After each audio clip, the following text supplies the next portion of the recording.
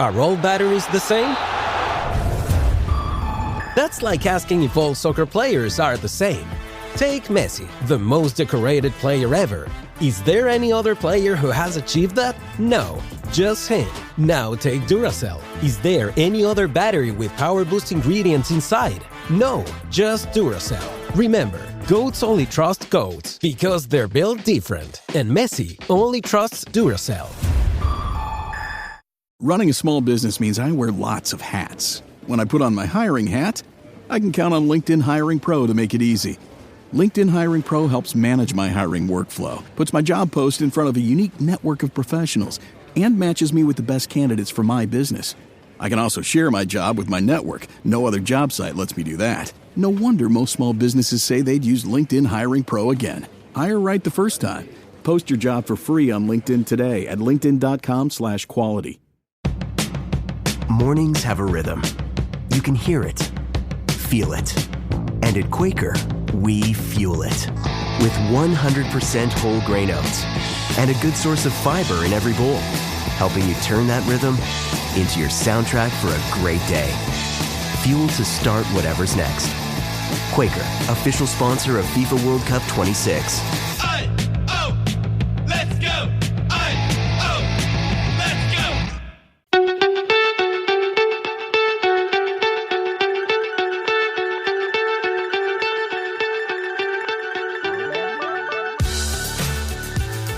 And so welcome everybody to the Overthrow from the Premier League Cricket Club, once again brought to you by our friends at Spond. And I think it's fair to say, even by our standards, we've got something more than a little bit different, as we like to do on the Overthrow. Joining me as always, fresh from a weekend of cricket on Saturday, cricket on Sunday, Mr. Hugh Newsom. How you doing, bud? Very good. Well, limited cricket on Saturday because I got a one ball... did last three balls. I think I lasted three balls. So yeah, it was a limited affair. Yeah, you were too busy thinking about the Disability Premier League you were doing. That's exactly what it was. Yeah. I tell you what, I was too busy thinking about anything but the cricket ball that was coming down at me. So yeah, that's it. Absolutely.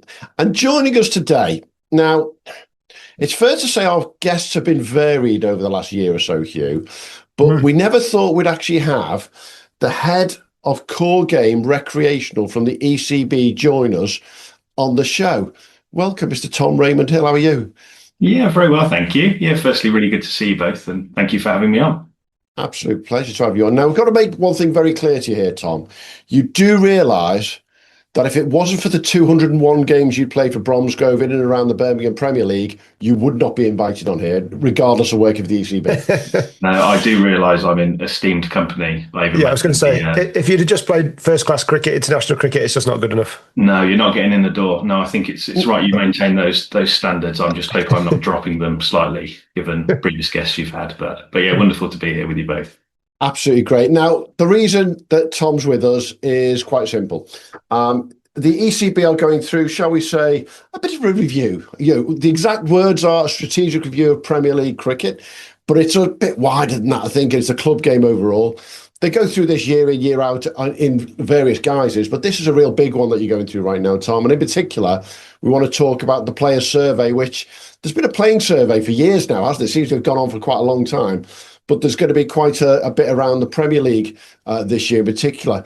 Just start us off by explaining why this strategic review of Premier League cricket. Yeah, sure. Yeah. Firstly, thanks for having me on. I recognise joining a podcast of the very high quality that you guys put on, and talking about a review invokes different emotions for different people, depending on whether you're playing recreational cricket without reviews or professional cricket and all the World Cup with VAR as well at the moment. But the review is not a review for review's sake. It's very much a conversation with the game. And I think, we recognise that recreational cricket is in such a healthy place. We've seen kind of record, like the last 3 out of 4 years, we've had like record breaking number of fixtures played. So we've seen a real growth, particularly across, clubs and leagues in particular. But we also recognise that Premier Leagues were set up, for some of your kind of listeners that will know this kind of far better than I do, to be honest, in around 1999. So ECB was formed like 97. One of the first things that it put in place was Premier Leagues to basically raise the standards of club cricket, which is absolutely done. And also connect it to the professional game. And that was kind of 20 odd years ago. So I think now feels like absolutely the right time to almost recognise the considerable progress that Premier Leagues have absolutely, absolutely contributed to during that period of time. But start to look ahead at where, if that's what's happened over the last 20 years, then where's the game heading?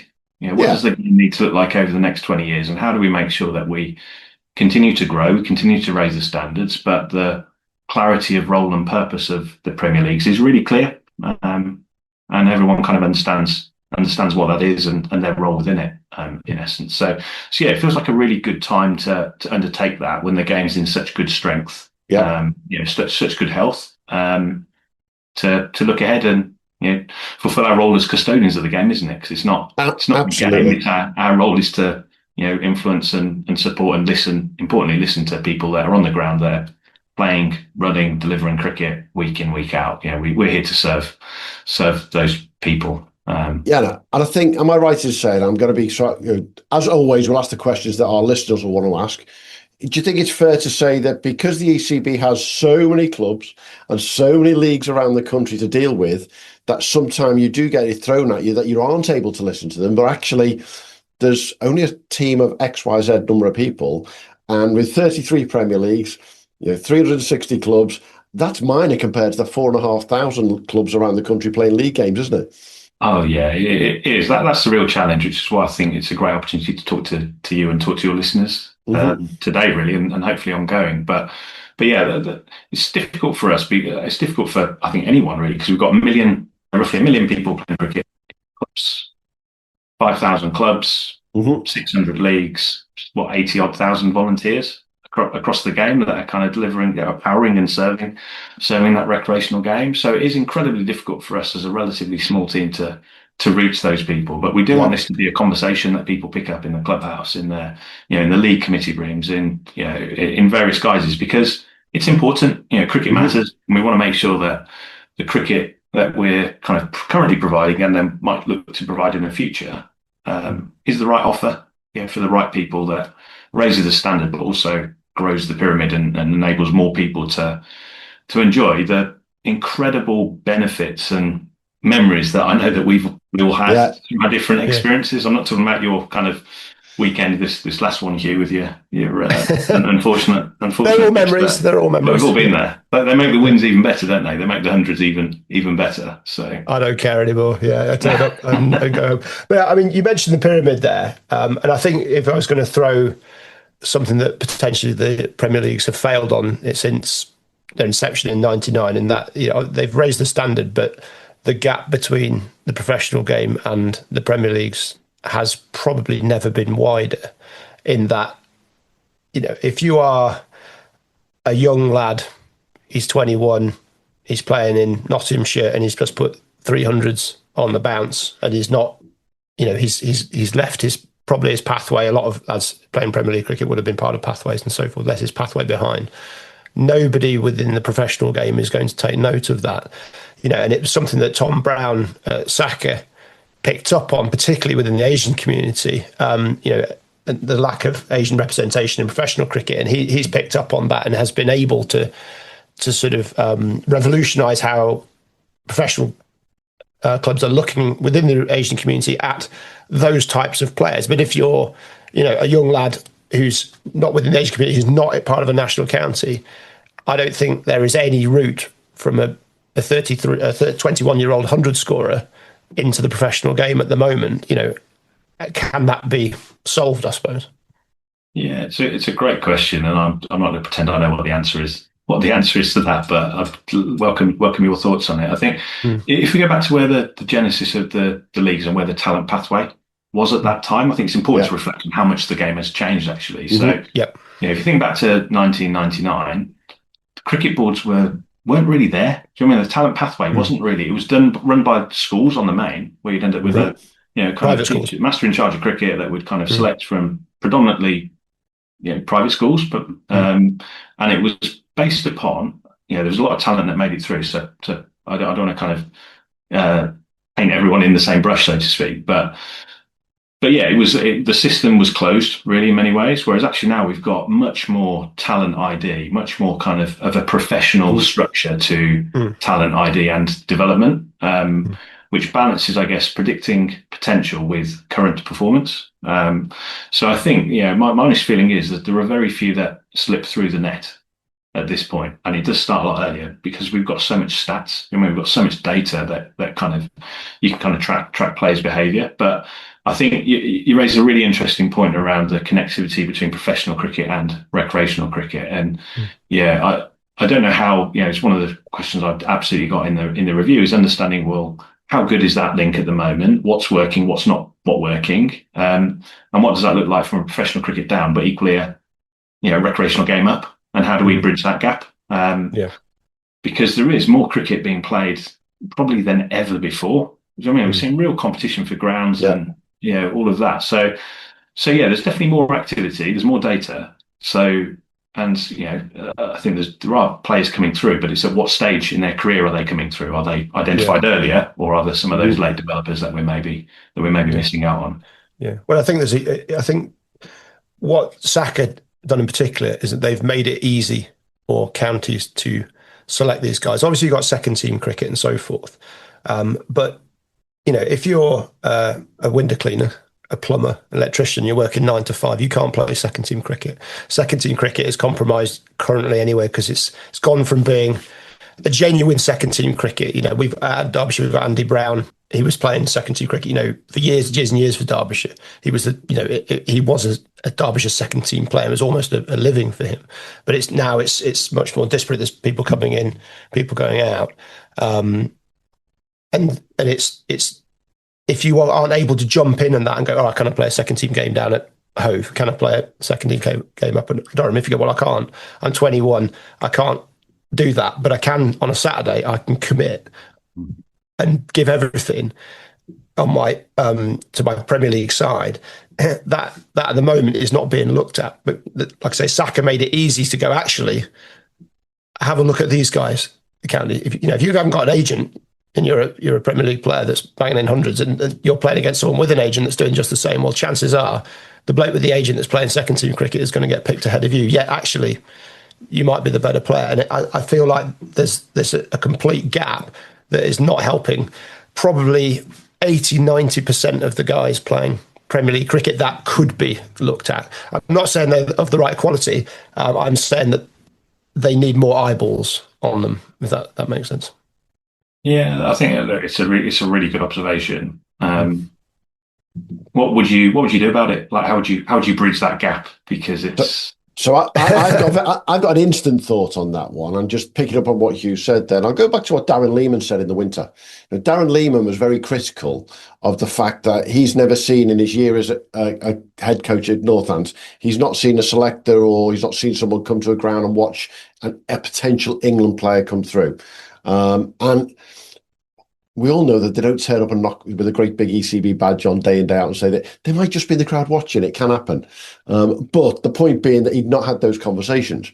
We can use from our own experience over the last couple of years, you and I, examples of somebody like, let's just pick a name off the top of my head, sorry, like Hugh. Jordan Silk, one of the biggest legends in Big Bash history, playing a full season at Brentwood and not getting one single phone call from a single one of the 18 counties to say, can't you go in the blast? You've got a bit of a record in T20, so why do you not one? I think what Hugh's getting at there is this almost the blinkers that are on. And my firm belief is because we don't have a proper pyramid, let's be blunt about it, we don't have a pyramid. We have 33 ECB Premier Leagues at the top level. We have the feeder leagues going further down all the way through.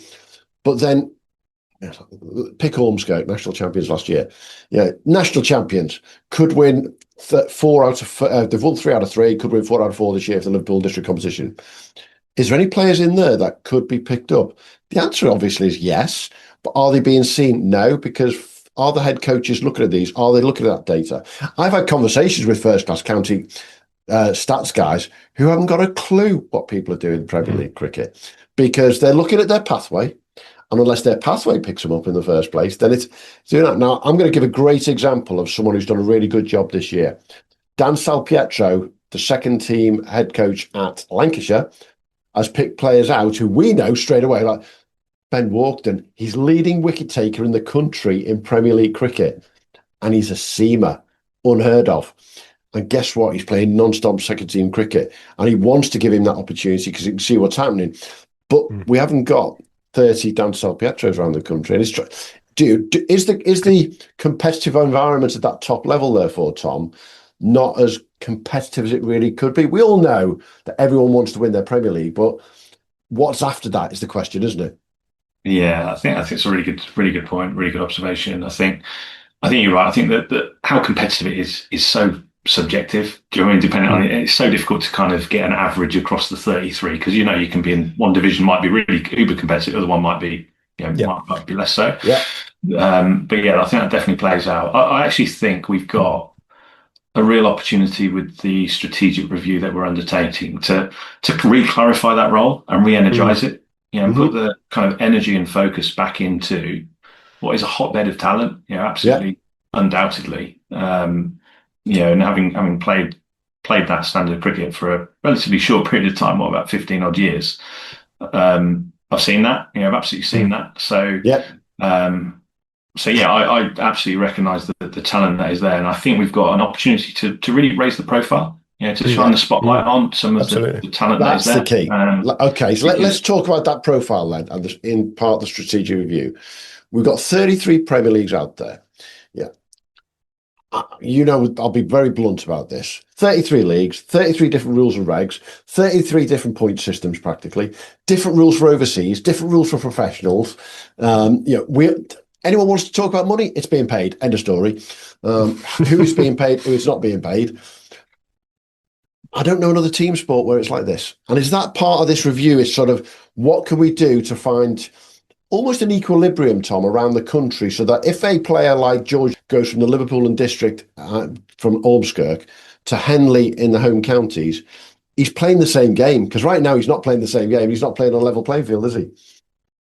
Yeah, I can hear a sharp intake of breath from some of your listeners that have, spent years and years kind of getting to the point. League chairman, the formats that they offer. Absolutely, and quite rightly, I think a lot of people have put a lot of time building their leagues up to this point, and should be absolutely congratulated and thanked for the work that they do. But again, it's a really important question that I think we need to have with the game is.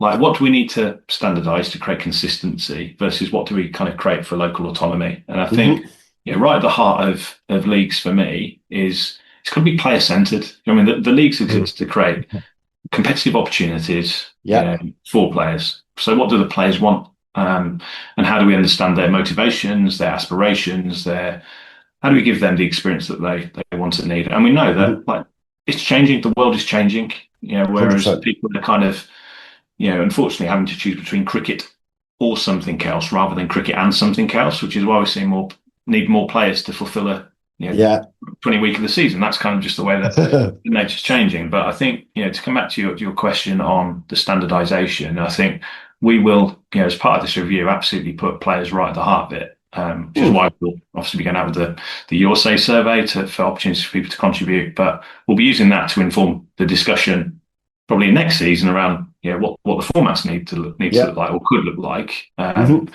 whilst respecting the independent governance and decision-making processes that leagues have with their members. So I think this is a case of where we will work with the game to get the insight to have the conversation, but ultimately we respect the league decision-making processes and governance that we absolutely have to. Yeah, and I think one of the key things there is to tell our listeners quite openly, because it's obviously out there now through this conversation. The strategic review, you've already spoken to the 33 Premier Leagues.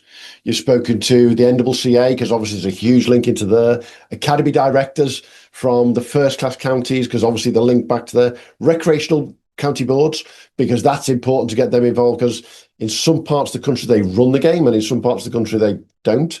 It's the leagues do it. And then little old us, me and Hugh, were invited to take part as stakeholders in the conversation because of our experience and I'll use the word quite openly, expertise in Premier League cricket. I can't tell you anything about Div 7 in the Devon League, by the way, but actually Devon Premier League, no problem. And is that sort of bringing it all together? And have you found that in those conversations with those stakeholders, the views have been varied, or has there been a single tangent that it's gone through it almost? Yeah, good. I think, yeah, as you can imagine, when you speak to that many different people, it's a bit like the analogy of a beach ball, isn't it? If I put a beach ball in front of us and ask you to say, what colour do you see? You'd see red. I'm sure Hugh would see blue. Like, neither of you're both right. But actually what we need to do is like walk around that ball and make sure we get everyone's perspectives, because, if you think about Premier League cricket, it probably touches more people than probably any other aspects of our game when you look at the kind of link and penetration that it has through, whether 40%. It's the sit underneath it. And, it's the 40% number, isn't it? Yeah, absolutely. And I think, I've always viewed our role, or my role, as a custodian of the game. Do you know what I mean? Like, I need to make sure that we steward it and make sure that we leave it in a better place. And I think, we absolutely need to get everyone's views. There's been some common things that have come out. Like, everyone I've spoken to absolutely understands the need to clarify the role and the purpose. There's some kind of slightly differing views around the connectivity with the professional game and the talent pathway. But that is in the nature of that. We have some Premier Leagues that look after the top two divisions. We've got other leagues that look after the whole pyramid. And I think that's where that tension plays out. And not to say one's right and one's wrong. It's not. It's just that's the tension that's playing out. I think there's definitely been a question that we will look to answer around the difference between accreditation, and raising the standards in leagues, which then obviously passes on to clubs, and investment.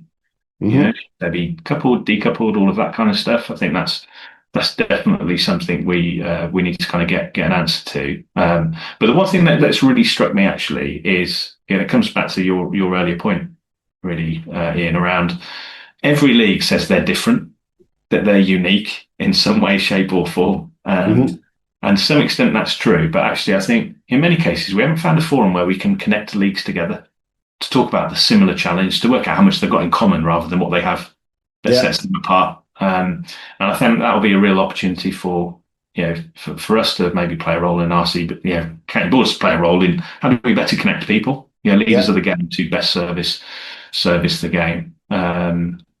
So there's some key themes, but like I say, everyone's kind of at the moment saying they're different, but they want change. But to what extent they want to deliver that change will, I guess, come out in terms of the next steps and recommendations once we've heard from more people.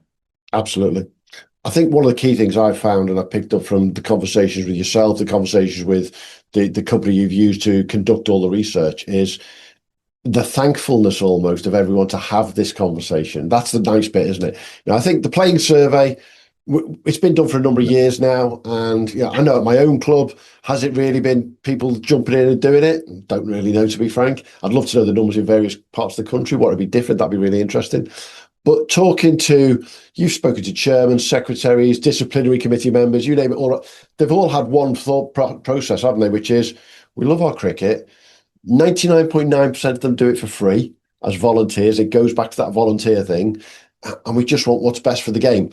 As custodians, whether it be at your level at the ECB, our level as broadcasters and media people around it, or the leagues who, let's be honest, they've just got to bloody run it, haven't they? Mind a job.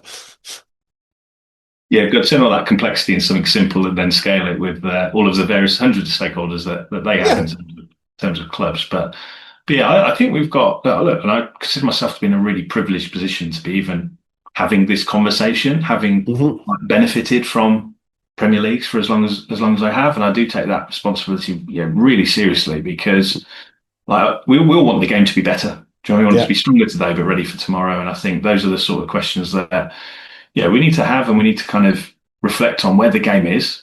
Because how many of our clubs and leagues, through no fault of their own, just the nature of how the season runs, go week to week, getting 11 people out, fielding 4 or 5 teams, whatever it is, dealing with disciplinaries and all that. Like, we need to find the right time to help people look up, think long term, think beyond their existence, and make sure we are kind of thinking strategically around where we're trying to get to, whilst also reflecting on the amount of time it takes to manage the present. Do you mean? So I know that's a really difficult definitely. Certainly your listeners. I think what is interesting in particular around the Premier Leagues, and I picked this up in the last 3 to 6 months, I'd say, there does seem to be shall we call it a want for leagues to change. There does seem to be at the top level that sort of looking outside in. I'll use some examples. The Northern Pyramid, who are going from who've gone from 12 to 10 in their top division this year. Northeast Premier League go from 12 to 10 for next year. Everyone's just having to play around, tinkering around the edges. The Surrey Championship, as we've discussed, they run an absolute pyramid from top to bottom with links to the county board, and it's run very professionally that way. And then I heard yesterday that Cheshire, it sounds like they're going to get away from their old first 11, second 11 divisions to actually a proper, I call it the old school ladder. Are you finding that around leagues generally, that there is that they're happy to be looking at these things and, I say tinkering, but there's some big changes there for people? Yeah, there are. I think that the nature when you've got 33, there's always some that are kind of consolidating, some that are looking to refresh, and some that are looking to renew, really. And I think that's the beauty of the league system that we have at the moment, is you've got, real passionate advocates for the game that want to find an opportunity to make it better. And I think, we'd absolutely encourage that. As long as we're kind of going through the process of understanding, what do our players want and need? How do we make sure we're reaching those players? Because, we do see a kind of tension between what maybe a club administrator might want versus what a player wants. So, that is always a difficult kind of dynamic to balance. But as long as we're doing it with real insight, with absolute clarity of how is this going to make it better for the player experience in a changing world, then absolutely, I think there should be. We should not be standing still. And I think the amount of progress we've made, and the game has made, particularly through Premier Leagues and the knock-on impact raising standards, shows that we have not stood still. I say the Premier Leagues have not stood still. They've kind of looked to refine the offer, and long should that continue. If your business runs on 5 different apps, 12 browser tabs, and one spreadsheet that everyone's afraid to touch, it's probably time for Odoo. Odoo is an all-in-one business management software that connects every part of your business into one powerful, easy-to-use platform. So instead of wasting time switching between disconnected systems, your entire business works together in real time. Your team moves faster, your data stays accurate, and you can actually focus on growing your business. Let one unified system run your entire business. From the first opportunity to the final payment, everything works together in one place. Whether you're a small business or managing a large operation, Odoo gives you one flexible platform built to grow with you. Learn more at odoo.com. That's ODOO.com. Yeah, Definitely. The red tape argument will be the thing that comes up, I suspect, quite a bit. There's an awful lot of red tape required to run leagues, clubs, etc. Is that something you'd be looking to reduce for people? Because the danger with a review, if we think of the Brexit referendum, if I draw that rather contrasting topic, but the red tape was the argument that was sold and seems to have done the opposite. People will argue back with me, but in large areas, the danger here is this review creates more red tape because it's a very few people working in most of these clubs, leagues. It's the same people doing all the work on the whole, and that's the same in a lot of organisations like this. The same volunteers. Are you looking to make those volunteers' lives easier? Yeah, we absolutely are. I'll be honest with you, I prepared for quite a lot of questions. I didn't prepare for a Brexit question. That's right. I thought I'd throw that in. So, even by our standards, that's a new one. It's not a Brexit question, but it's I don't want to. I think the intentions might end up causing more harm than good, I suppose, is the question. Yeah, it is absolutely the right question to ask. I think that we need to create it's really easy saying we want to create less bureaucracy and less systems, but I guess the tension that we are trying to balance is how do we lower the barriers to entry to make the game more inclusive, take less time to administer, but then also raise the standards.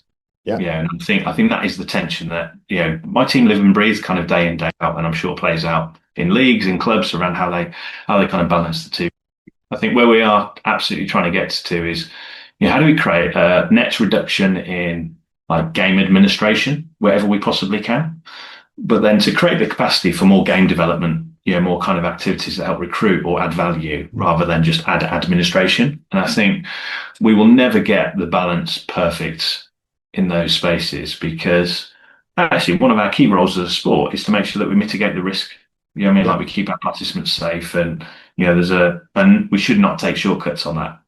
Absolutely. It's kind of front and center, isn't it? But yeah, we do need to like make sure that we strike that balance, and we are looking at like different ways in which we can listen to people, understand where their admin blockers are. Whether it's our systems or processes, like refine those so that we can kind of give people time back. Because we recognise there's more of a move towards like micro volunteering. Yeah, people haven't got the time to commit to volunteering as perhaps they once used to, kind of a decade or so ago. And I think we need to make sure that the game's ready for that. But I haven't got the answer to that directly, but we are absolutely looking at how we refine it and make sure it's like proportionate regulation. And I think one of the things is as well, like we recognise that given leagues have been around for since the late 1800s in some of our cases, that's a lot of kind of years to build up some pretty meaty regulations and processes that need management. And I think we are exploring how do we make that easier for league administrators? How do we make kind of more standardized tools and processes that people can take off the shelf? Rather than kind of have to look at that, but also respecting that's a choice that leagues will make, not one that we will mandate. Absolutely. I think I'm going to use a really strange political analogy for you, Hugh, here, but when I say it, you'll get it. It's the Icelandic fish wars from 1970. No, it's a bit more local, this one. I actually think the way the 33 Premier Leagues are run, with the ECB governing body ahead on top of it, it's no different to the way the NHS and NHS England have now got so many trusts and GPs and pharmacies all working on different systems, all working in slightly different ways. And whilst we've got Play Cricket, which conjoins us, haven't we? The NHS has got the NHS app that conjoins people, but we all know that you can't have everything on the NHS app because that GP's not got that system correctly. And it's exactly the same as a challenge for the ECB. Get more one system straight quicker than the NHS can, and you'll win that one easy. There's no two ways about it. But that would make life a lot easier for the volunteers. We've talked about it, I think, in the last couple of years, haven't we, Tom, where it's going to be one system, one login, and away you go. I've only got one login, but there's 3 or 4 different systems I have to go into for my SHMS, for my Play Cricket, for my All-Stars. Actually, it's all for my club, though, so why should I go into one place and just do it? That's the easy way to work, isn't it? And that's the sort of volunteer time that you want to be able to cut back, isn't it? Yeah, and there is a work stream on exploring that very point around how do we make it simple for people? Because I don't think it matters how many systems we have. It matters how much the integration feels clunky, or you end up duplicating information that you've already put in. And I think we are made some good progress on just updating dashboards on Play Cricket, so look and feel around the barriers. But that's a minor tweak. We need to kind of go a bit deeper than that, and further and faster. And I think, that will be that's always an ongoing piece of work.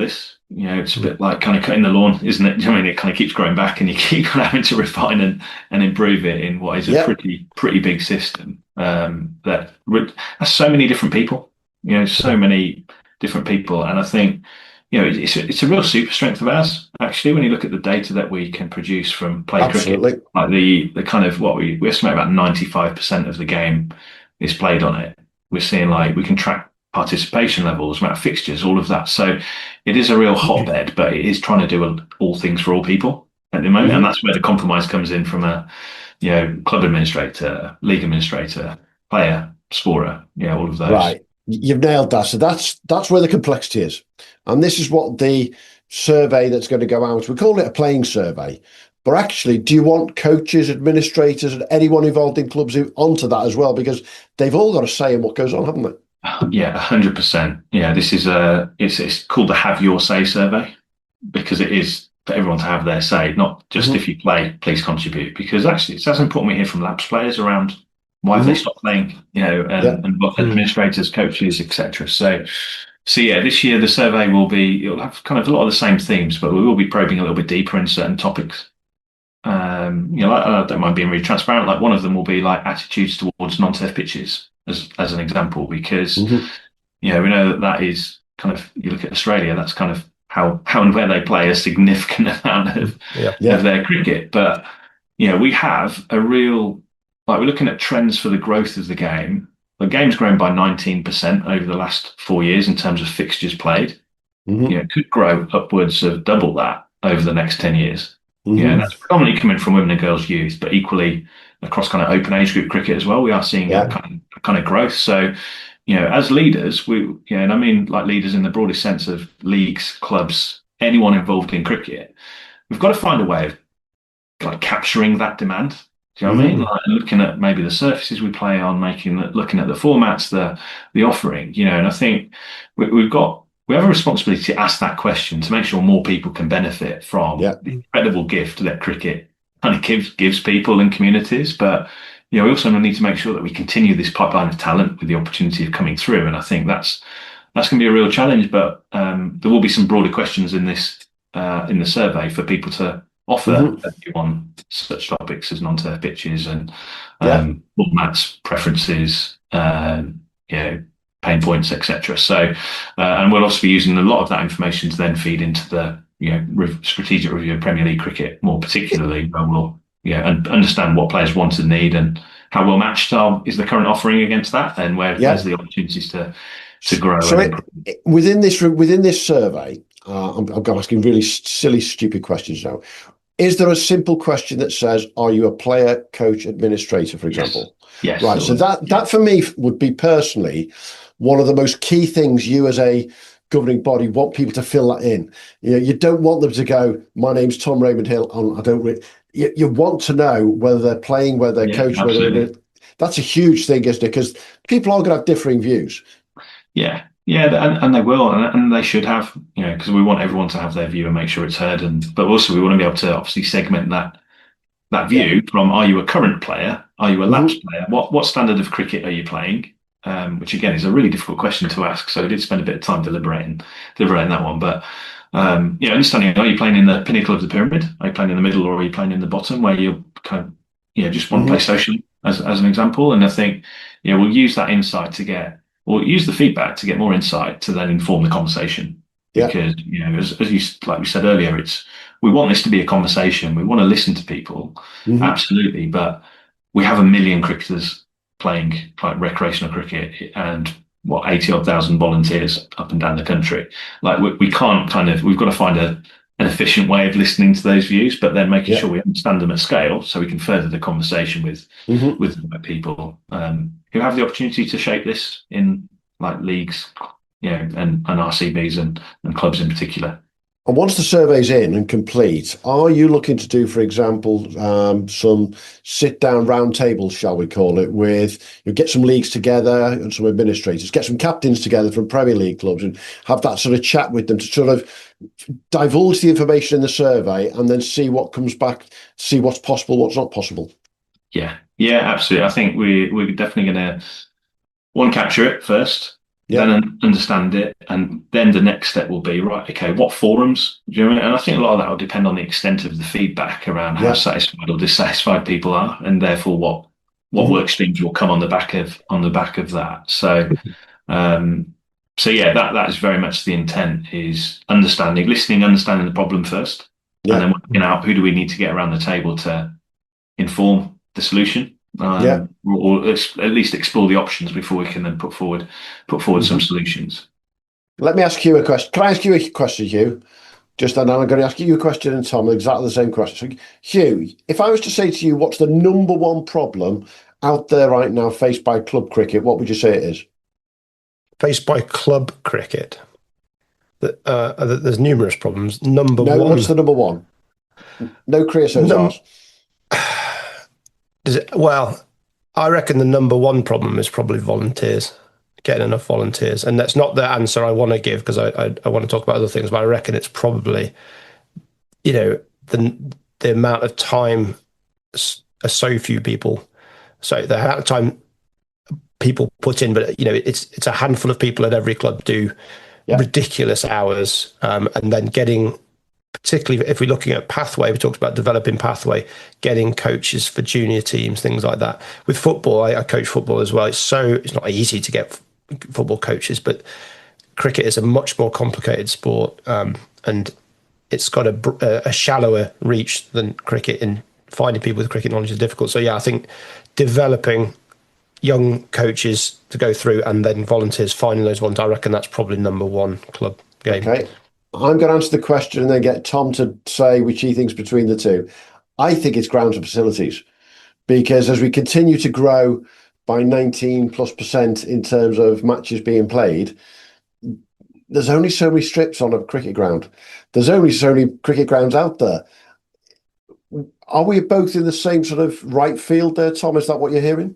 Your instincts are right, as you will be, because you're close to the game and you listen to everyone and you see it week in and week out. So I mean, when we talk to people in places, and we know the data tells us that 80% of current volunteers have more than one role in the game. Yeah.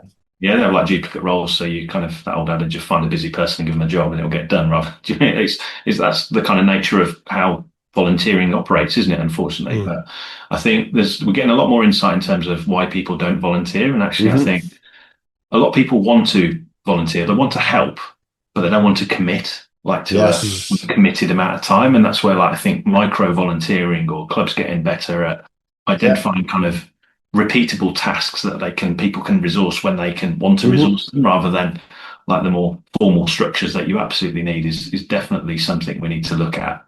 I think our confidence in training, we know that when people go through training, they are like at least 20% more likely to be confident and capable of volunteering. And I think that's interesting in terms of your point, Hugh, around it's easier to become a coach in football because actually so many more people have played the game and it's actually a lot simpler in terms of construct, isn't it? Whereas cricket, you've got so many different formats, rules, officiating is so much more complex. I can hear the footballers or football referees listening to saying, you don't know anything, what are you talking about? But that's the reality, isn't it? I think jumpers for goalposts, isn't it, really? And that's it's very basic level.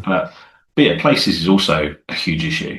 Do you know what I mean? Because then if you haven't got the people to prepare the places, they're so connected. It's that infrastructure creaking, which is a wonderful problem to have. There are more people wanting to play the game, which I think is incredible. Do you know what I mean? Like some other sports that would snap your right arm off to kind of get to that. I probably shouldn't talk about snap right arms actually with the football last night, should I? But yes, but I think we're in a good place. And I think that's why now's the right time to have a conversation with the game and help leaders in the game reflect on how they currently operate, but how do they cater for that growth? And make sure the club is still relevant in the future, because the game's changing and we need to change with it. Change ahead of it.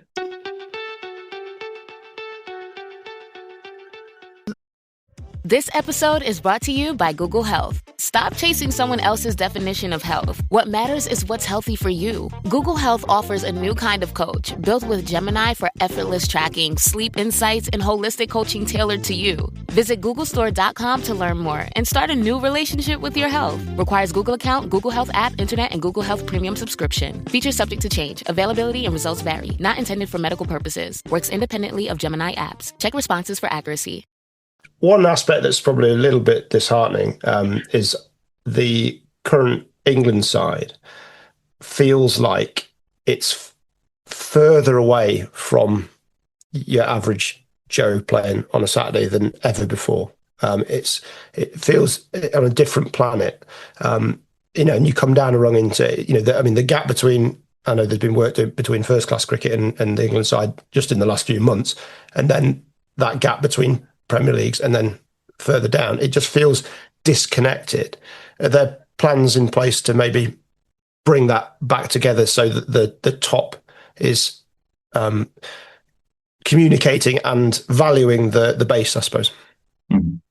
Yeah, I think there'll certainly be other people more qualified and closer to that than me in my role. But I think, I can only speak from my role and my perspective. I think we're absolutely trying to make sure we connect to the top of the game, because that belief in players thinking that I'm playing because I can see a pathway for me is so powerful. It's so powerful. And I know it kind of, I won't pretend that kind of got knocked out of me when I was about 12 or 13, when you kind of quickly realise, actually, I'm never going to be there. So it's kind of, you don't aim for the stars anymore, you aim for the moon, don't you? And you kind of get as far as you can. But I think that belief in the opportunity, and the reward is so important. It's so important. I think I think it's interesting when we look at the women's game in particular, how that professional structure now, the fact that we had a sellout crowd at a home Women's World Cup final yesterday, which I know wasn't the outcome that we wanted, but actually that hope and that belief for more women, more girls growing up and thinking this is an opportunity for me. It's so important. But the nature of professional sport is it's very short term, isn't it? Do you know what I mean? Because it has to be, it's a results business at the end of the day. And I think, but at the ECB, we do try and take a longer term. We have to take a long term view on things, because there's so much noise, so much distraction. And that's the nature of the sport, isn't it? And the scrutiny that comes with. But there's so little reference to the club game. When you see a player come through, there was talk on the Test Match Special about Sheffield Collegiate. Obviously, you got Varney there, Jacob Bethel family of Sheffield Collegiate. But that gets a lot of noise, and a bit up in Ashington with the lads up there, the Harmisons and so Mark Wood and so forth. But I just think there's so many easy wins that could be had if the messaging from within your department was talking upwards and saying, lads, you've got to keep talking about where these players come from, because every single England player pretty much played at a Premier League club. You've got the Roux brothers, Taunton St Andrews. You could have 20% of your cricket team coming from one Premier League club. Well, they're not currently a Premier League side, the Division 1 side, but they're a long-time Whipple club. When you've got, I know it's one family as well, but there's clubs producing these players for England, and I feel like they need to be constantly valued. So, and then that will come down, and then that will bring people to that club. Sheffield Collegiate is a huge club around here, and I think Michael Vaughan is massively part of that, just because everybody knows that Varney was a Sheffield Collegiate player, but nobody really would know where Emilio Gay came from, where Johnny Bairstow. I'm not even sure I know Johnny Bairstow's Premier League side, but obviously he's played there. And I think it's crucial that messaging from you goes upwards, and then it comes back down on a regular basis, so that, because we all know what schools they went to, we all know what private schools they went to, which is a shame, really. And that's not to devalue the private schools. They're doing a terrific job in developing players and have done for generations. But the Premier League clubs are as important. Yeah, I completely agree. Completely agree for what it's worth. I think club cricket is the future of the game. Do you know, that sounds like quite dramatic, but it is where you go from trying the game to falling in love with it, to saying it's your game, to like progressing. Do you know what I mean? And I think we've got such a wonderful kind of offer, if you like, and process, but we do need to tell the story a little bit more and connect it. Yeah. I thought the post that you guys have recently put out around kind of announcing the international cricketers and where they feed into the game. I thought that was a great example of just that appreciation, that thank you. And I'd love to be able to work out how many people, how many hours have contributed towards that one player playing one game. Unbelievable. Yeah, I know that'd be like, we'll probably never get to the answer, because you can't, and everyone's experience is different, but that recognition for the amount of time sacrifice that volunteers, like people, when you boil volunteering down, it's about someone giving time back, isn't it? Which is the most precious kind of asset you've got. You don't get more time, but giving that to someone else for them to progress, I think is something we should be celebrating, and we should be recognising. I think the single best thing the ECB has done in my sort of I've moved back to the country in 2013. I've got two young kids that are both love their cricket. It was All Stars cricket. All Stars has been absolutely transformational, I would say, in bringing people, and particularly girls, into the game. And that connection, you see the boards on the advertising hoardings around the grounds, you see All Stars, and the kids, they have opportunities to do the parades at the county grounds and things like that, and at England games. I think you could almost do that higher up the game, that promotion, promote your local sides, promote this, that, and the other. The Premier League's just that constant reminder, because I think that can spread from that amazing base that All Stars and Dynamos has created upwards, because there is a drop-off. I think everyone would say there's a drop-off for kids at 10, 11, 12 when the game gets a bit harder. So can we lift that middle section and then the top section and then the Premier League, and lift everybody up closer to that sort of top connections so that everybody feels part of the same game.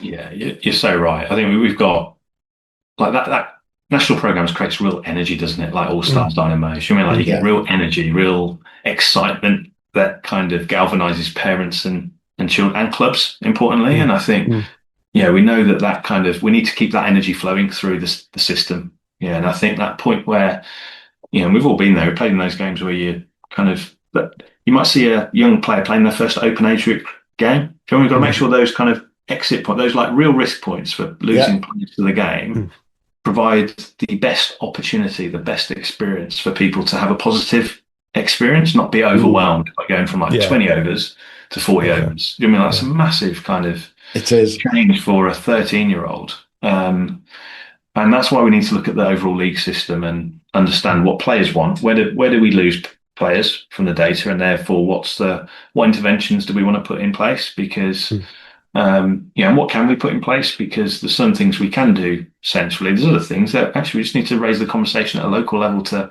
work that through. But I think our job is to create an opportunity where people can, one, fall in love with the game, and two, find their level. Do you know what I mean? Like however good they will be. And I think if we do that, we'll have left the game in a better place. Yeah, absolutely. 100%. Now, we're coming towards the end of this conversation. I'm going to put you on the spot, Tom, because it's my job. We've just all agreed, and we're 100%. We use the hashtag on our posts all the time. It all starts at the clubs, because it does. End of. It doesn't matter what the ECB, the government, and any local recreational board tries to do at schools. It will all start at the clubs. Full stop. Now, you're the head of the core game. You're the head of the core game recreational. I'm going to ask you to commit to something from the ECB. Every year, there is a weekend when there is absolutely nowhere else to go watch cricket except at club games, unless you're very lucky to have a ticket for whatever test match is on or whatever one-day international is on. And it's coming up in 2 weeks' time. And it's a bit late to organise it now. But can I get you to commit in 12 months' time on the weekend before the 100 starts, which forever has always been blank in the county game, full stop, there's nothing out there. Can we create National Club Cricket Weekend the same way non-league football does it, where the internationals run at some point? Can we get the ECB to back us with a campaign for National Club Cricket Weekend when we can celebrate the players, the administrators, the coaches, all of those people you want to answer that survey? Can we get you to commit to that? Yeah, I mean, look, anything that puts the spotlight on the incredible breadth and depth of the great game, particularly in clubs. Yeah. Absolutely. Why wouldn't we? So very happy to take that offline and understand what it can look like, and let's celebrate it. We've got a lot to shout about. Absolutely. About so long as Ian's not trademarked it, because he's been going on about this for about 5 years. Ian Livingston's National Club Cricket Weekend. I have said it a few times, but it's actually it's one of those, as Hugh loves this phrase, it's an easy win. It's a really easy win for our governing body, who, we know you guys get, let's be honest about it, you get a lot of grief. There's no two ways about it. Whether it be from international fans saying, what the hell are England doing? Whether it be league administrators going, oh, bloody ECB. You get a lot of grief. But we all know you've got, as you say, 1 million plus players, 80,000 volunteers, God knows how many leagues, 4,500 clubs playing on a Saturday, Sunday. You've got one of the most ridiculously difficult jobs in the country to try to manage all of that. And I respect anyone who's involved in it. But we just need to celebrate it in full circle, don't we? Because actually, that celebrates what you guys do as well. And yourself and James and Justin and the team there, all you live, eat and breathe is recreational cricket. Yeah. So I think I welcome the grief, because actually it mostly comes from a place that people care. Do you know what I mean? Like, people care enough to kind of offer their view and offer. And I think as soon as we lose that, I mean, don't get me wrong, I'm not saying I like grief, so please don't look me up and send me whatever the latest issue is. But I think it's important. Tom Raymond-Hill, absolutely. But I think that people care, and we've got a responsibility to show that we care as well, because we do. Do you know what I mean? Like, we are cricket nuts through and through, and we care deeply about kind of leaving the game in a better place and giving the gift that cricket has given us to more people. Do you know what I mean? That's what this is all about. Absolutely. So I'd love to do that. He's a good build for you. If there's no cricket on that weekend as well, how do we better connect and showcase that professional cricketers are going back to play league cricket that week? as well, because that'd be a really good kind of spotlight of 100%. And it's happened ever since the 100 has come into view. It's happened every year, and as Hugh said, I've gone on about it since then. We all know things at the ECB. Let's be brutal about it. Like any governing body, they don't happen overnight. Totally get that. But I'm giving you 54 weeks notice this time. 54 weeks notice, give or take. And if you can't do it in that time, then actually we've got a bit of a problem on our hands, bigger than that, haven't we, to say the least. But let's celebrate all of those people out there. It's the perfect way to sum up this conversation. We're going to have this survey go out in the week that we're putting this out for people to listen to. We want as many people to respond as quickly as possible, but you've got till mid-August, end of August, is it? It's out there for? Yeah. Let's make sure we get more responses than the ECB have ever had to the playing survey. I'm going to take it offline with Tom. And more value responses as well, not just lazy responses in September. Yeah. I want to know how many they've had in the past, Hugh, and how many they get in the future, because we know that we've managed to grow the ECB National Club Championship entries by 23% and give our friend Aaron Campbell nightmares. But it's... we want people to be taking part in this. We want the players. I'll make sure my captain's WhatsApp group will know. We'll make sure all the clubs are tagged in some posts along the way. We want as many players, coaches, administrators, supporters, basically to give Tom grief, as he says, and actually tell them what's going on, isn't it? Yeah, absolutely. I mean, it'll probably take 10 to 15 minutes for people to complete, depending on which sections you need to fill. But yeah, it's exactly that. Like we want as many views as possible, because the more breadth of perspectives we have, from current, past, administrators, coaches, officials, it just puts us in a really good space to be able to understand what people want, and therefore be more confident with making any recommendations that will come out of it, or just inform the next part of the conversation.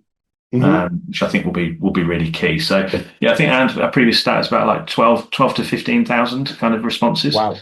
So which is good. I think it's one of the biggest surveys in kind of recreational sport. But like we've spoken about 1 million cricketers that are playing the game. Do you know what I mean? There's a lot to go out there that we would love to hear the views of different people who care. Do you know what I mean? Because everyone cares about our game, but now's the time to tell us what you think, because we care too, and we want to make sure that we can kind of use your thoughts and take the game forwards. Absolutely. Well, we look forward to being able to share this survey out with people as well. We'll make sure that it's on our socials, on our website. We want to make sure that as many people get it. It should get to people via their email. That's why you have your email in Play Cricket in the first place. Or it should be your club sending it out to say, make sure you do it, or the league even, or the recreational board. But we'll get it out there as well. And I've got to make one thing very clear to our listeners here. And you'll be surprised at what I'm about to say now. We get one or two messages every now and again from people saying, "Oh, are you part of the ECB now? Are you guys doing this?" Let's be blunt about this. Hugh and I, this is not a paid partnership. This is not something that we do because we're part of the ECB. This is because we have exactly the same passion that Tom Raymond-Hill of the ECB has for club cricket, and in our case, Premier League cricket. 40% of all matches played on a Saturday around this country are relatable to a Premier League cricket club. I was hearing about a club in Cheshire who's going to go from 7 to 8 sides next year. Wow. This is wonderful to hear these things around the country. But we want to just make sure that the ECB get the messages that we've been telling people all the time. Let's make the game better for the future. I'm a bit older than you, but we hope to be doing this in a good few years' time and still talking about the game in the same passion. But actually, maybe it has changed for the better. Maybe there are some things that are a bit different. Maybe Tom Raymond-Hill has made his comeback for Bromsgrove in Birmingham Premier Division 2. You never know. These things could happen. But what we want is the formats right, Tom. We want the equilibrium where possible, don't we? We know that, let's be brutal about it, the Surrey Championship's different to the Lancashire League, end of. But actually, when those players walk onto a pitch on a Saturday or a Sunday, in the case of Lancashire, what are they doing? They're throwing a red ball and hitting it with a bat. It's just cricket. And when anyone says to me, do you love or hate the 100? I say, it's cricket. I'll just watch cricket. I'll watch All-Stars. I'll watch Quick. I'll watch all the way through. But we do have this passion for Premier League, and we want to make sure that you guys get the best possible response to the players' survey and the survey for coach, everyone, because then you've got the more data you've got, the better for you, isn't it? Yeah, absolutely. And I think we're really grateful for the support that you guys are giving us in what's a really important conversation. I mean, it's not a review for review's sake. It's genuinely a conversation with leaders across the game to inform what game we want to leave behind. And I think it's big opportunity. Great opportunity. Wonderful opportunity to do that. Absolutely. On that note, Hugh, I'm going to take it away that we are leaders in the game. So we're quite happy to take that one. Did you hear that? We've got the ECB telling us, it's on tape, by the way. So we're all right with that one, definitely. You can already see the clip on this one, can't you, Hugh? Tom, absolute pleasure, mate. It's been great having the conversations over the last few months about this because we are passionate about it. There's no two ways about it. I've just had a wonderful weekend watching North Yorkshire South Durham game. I can't believe that, Hugh. I've seen Gary Pratt and Scott Borthwick on the same day in two separate grounds. And we go on about these. These are legends of Premier League cricket for us, aren't legends. Yeah. Gary Pratt is the legend of Premier League cricket. But then I watched young Alfie and young Fred Vaughan Hawkins yesterday put on one of the most unbelievable partnerships for Cheshire in the NCCA, and they're both teenagers. And to be able to watch that and to be able to report on it and talk about it, that's for the good of the game. That's all we do it for, and that's what we're here for, isn't it, Tom? Yeah, absolutely. Leave the game in a better place. Like I say, there's so many wonderful moments and experiences that people are having. I'm sure we've all got them, haven't we? Like those games that you snatch victory from the jaws of defeat, or the kind of connections, or the players that you play against. Like, that's like, can't find me another sport that does that gives so much of those kind of experiences and moments where, we bring people together, and you kind of will always look back in 10, 20 years time and smile at the players that you played with, because you remember that one game or that two games. Like, there's like, what a gift to give. And I think we need to make sure that more people can benefit from that. And you just hit the nail on the head. It's a community. This is a community. It doesn't matter where I go in the country, we can talk cricket with absolutely anybody. And I don't know any other sport that's quite like that, really. No, absolutely not. Absolutely not. Brilliant.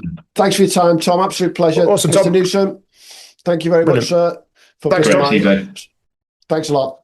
Thanks, Jens. Take care.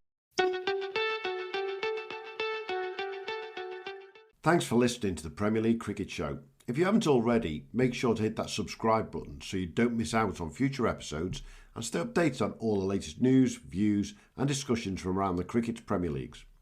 And be sure to follow us on X, formerly known as Twitter, and Instagram at TPL Cricket Show on both. Join the conversation, share your thoughts and connect with us and your fellow Premier League cricket fans. And hey, if you enjoyed the show, why not show us some love? Leave us a 5-star review on your favourite podcast platform, as it helps other potential listeners to find us when they're searching for cricketing podcasts. Thanks again for being part of the Premier League Cricket Show family, and until next time, have a good one.